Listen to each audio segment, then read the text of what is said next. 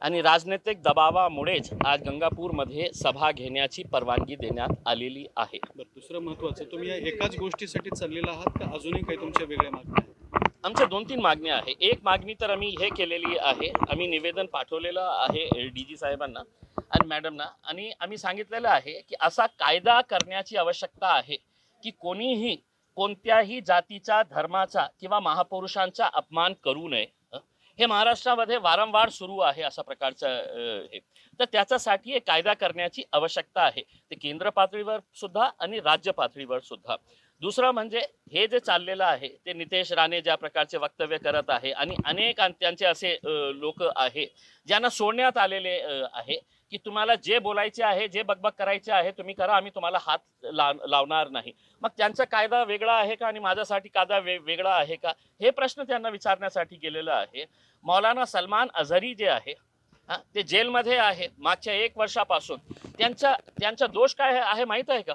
त्यांनी एक शेर वाचलं होतं की त्याच्यामध्ये कोणत्याही जातीचा उल्लेख नाही होते, कोणाचंही नाव नाही होतं, फक्त एक शेर त्यांनी सांगितलं होतं आणि त्याच्यामुळे त्यांच्यावर इतकं गंभीर हे सेक्शन्स लावून त्यांना जेलमध्ये पाठवण्यात आलेलं आहे. काही कायदा आहे का नाही का तुमचं सगळं गुंडाराज चालणार आहे आणि आम्ही गप्प बसून तुम्हाला सगळं बघणार आहे आणि हो हो करणार आहे तुमचं? आम्ही करणार नाही. आता तिरंगा संविधान रॅली काढताय, काय सांगाल?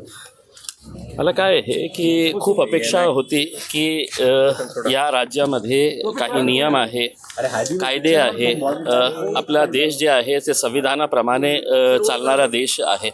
पण दुर्दैवी मला असं वाटतं की मागच्या काही महिन्यामध्ये जे महाराष्ट्रामध्ये जे चाललेलं आहे जाती धर्माचा तेढ निर्माण करण्याचा, ते सरकारच्या वतीने जे सुरू आहे आणि याच्यासाठी जे विपक्ष गप्प बसलेला आहे, पोलीस काही करत नाही.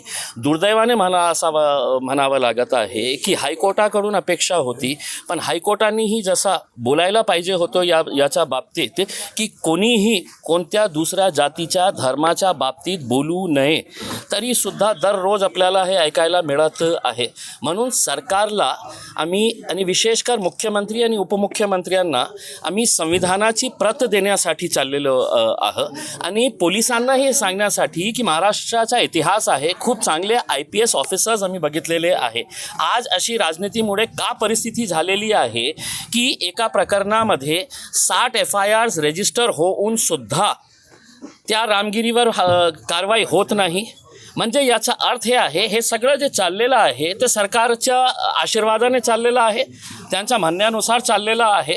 म्हणून आज आम्ही मुंबईकडे चाललेलं आहोत, शांतीपूर्ण तरीकेने आम्ही चाललेलं आहे. लोकशाहीने जे आम्हाला अधिकार दिलेला आहे त्याचा वापर करून आम्ही हे केलेलं आहे आणि आपल्या वतीने मी सगळ्यांना विनंती करतो की मी कोणत्याही जातीच्या, कोणत्याही धर्माच्या, कोणत्याही देवी देवताच्या विरोधात बोलण्यासाठी जात नाही आहे. याच्यामध्ये अनेक आमचे नॉन मुस्लिम जे बांधव आहे त्यांनीही आम्हाला सहकार्य केलेले आहे. अनेक असे लोक ज्यांना देशाची प्रेम आहे, महाराष्ट्राची एक पुरोगामी जो संस्कृती होती, फुले शाहू आंबेडकर, छत्रपती शिवाजी महाराज, छत्रपती संभाजी महाराज यांची जे काळ होता ते आपण विसरलेले आहोत. म्हणून आम्ही सरकारला हे सगळं आठवण करून देण्यासाठी चाललेलो आहोत. तुमची रॅली कोण्या मार्गाने जाणार आहे? किती लोक? आम्ही पहिले निर्णय घेतला होतो की आम्ही गंगापूर वैजापूर मार्गाने जाणार, पण आम्ही बघितलं की सरकार कोणत्या पातळीवर आलेले आहे, कशा प्रकारचे घाणेरडी राजनीती सुरू आहे आणि पोलिसांचा कशा उपयोग करण्यात येत आहे, हे सगळं आम्ही बघितलेलं आहे. 3 दिवसापूर्वी गंगापूरमध्ये ज्या मुद्द्याला घेऊन आम्ही मुंबईपर्यंत जात आहे त्या गंगापूरमध्ये एका हिंदुत्ववादी संघटनांना तिथे बोलवण्यात आलेलं आहे की तुम्ही मोर्चा काढा, रॅली काढा, आणि तिथे जे लोकांना बोलवण्यात आलेले आहे सगळे घाणेरडी वृत्तीचे लोक आहे. त्यांच्या काम काय आहे की स्टेजवर उभे राहायचे, एका समाजाला टार्गेट करायचं, द्वेष निर्माण करायचं, हे सगळं काम चाललेलं आहे. म्हणून आम्ही कोणत्याही टकराव न करता आम्ही निर्णय घेतला की आम्ही समृद्धी मार्गाचा वापर करून आम्ही मुंबईपर्यंत जाऊ. तुम्ही मुंबई कुठे जाणार आहात, तिथे कुठे तुम्ही कुणाला मार्ग काय? आम्ही मुंबईला जे समृद्धी मार्गाने आम्ही जाणार आहे मागच्या 2 दिवसापासून मुंबईचे सगळे पोलीस अधिकारी जे आहेत ते आमच्या संपर्कात आहे की नाही इथे आपण थांबू शकत नाही, इथे आम्ही तुम्हाला परवानगी देऊ, तिथे देऊ, हे करू. मी म्हटलं की मला फक्त मुख्यमंत्री, उपमुख्यमंत्री आणि महाराष्ट्राचे DGला आमचं निवेदन द्यायचं आहे, संविधानाची एक प्रत द्यायची आहे आणि त्यासाठीही आम्ही चाललेलं कुठलं मैदान वगैरे ठरवलंय तिथे? आता काय आहे की काल दुपारपर्यंत पोलिसांनी मला सांगितलं की नाही तुम्ही इथपर्यंत जाऊ शकत नाही, तिथपर्यंत जाऊ शकत नाही, हे मैदानावर तुम्ही. मी म्हटलं साहेब मी येत आहे, लोकशाही मार्गाने मला जे अधिकार दिलेला आहे कोणत्याही हंगामा न करता मी तिथे येत आहे. आता तुम्हाला काय करायचे आहे ते आल्यावर तुम्ही मला सांगा. कुठपर्यंत मला जाणार? कुठल्या कुठल्या मैदानात? मला माहीत नाही आहे, मला माहीत नाही आहे. आता इथून आपण सुरुवात करत आहे, कुठपर्यंत ते आम्हाला परवानगी देणार आहे मला माहिती या माध्यमातून इम्तियाज जलील एक मोठं शक्ती प्रदर्शन निवडणुकीच्या तोंडावर करण्याचा प्रयत्न करताय. बघा, जेव्हा माझी पहिली पत्रकार परिषद झाली होती त्याच वेळी मी प्रामाणिकपणे सांगितलं होतं, आज पुन्हा ते रिपीट करत आहे की हे जे लोक आज माझ्यासोबत येणार आहे ते फक्त कोणत्या एका पक्षाचे नाही आहे. मी स्पष्टपणे सांगितलं होतं तुम्ही कोणत्या जमाताशी संबंधित आहे, कोणत्या तंजिमाची संबंधित आहे किंवा कोणत्या राजनैतिक पक्षाची संबंध आहे.